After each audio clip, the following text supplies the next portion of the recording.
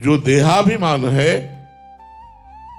ये मन सहित 5 इंद्रियों को शब्द स्पर्श रूप रस गंध इन्हीं में आसक्त करता रहता है। अंतःकरण में जो मैं है वो दोष युक्त है और जो स्वाभाविक स्वरूप का मैं है वो निर्दोष ब्रह्म है। जो स्वरूप का मैं है वो भगवदाकार है, ब्रह्माकार है, लेकिन जो अंतःकरण का मैं है वो देहाभिमान युक्त है। उसी में सारे के सारे दोष रहते हैं। तो जो देहाभिमान जनित मैं है वो गुरुदेव के चरणों की उपासना से जब भगवान में समर्पित हो जाता है तो स्वयं अनुभव होता है।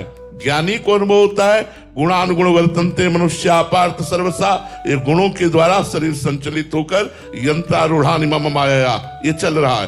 और जो भक्त होता है वो देखता है मेरे भगवान मेरे हृदय में बैठकर मुझसे करवा रहे हैं। अब वो करता नहीं रहता। अहंकार विमूढ़ आत्मा करता हमिति वन्यते।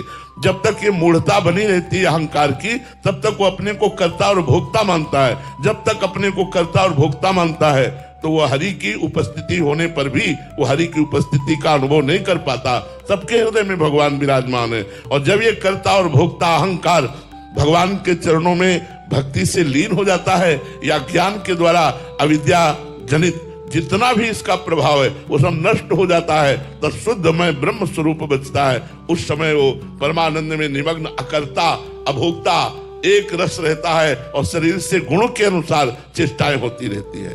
तो जब मैं था तब हरि नहीं, अब हरि हैं मैं नाय।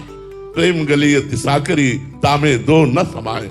ये प्रेम या ज्ञान इसमें एको ब्रह्म द्वितीयो नास्ति, एक ही रहता है। जो अंतःकरण का मैं है यही द्वैत फैला रहा है, यही नानात्व का भ्रम पैदा कर रहा है। साधना इसी मैं को शुद्ध करने की है। भक्ति के द्वारा समर्पण, ज्ञान के द्वारा इसका नाश।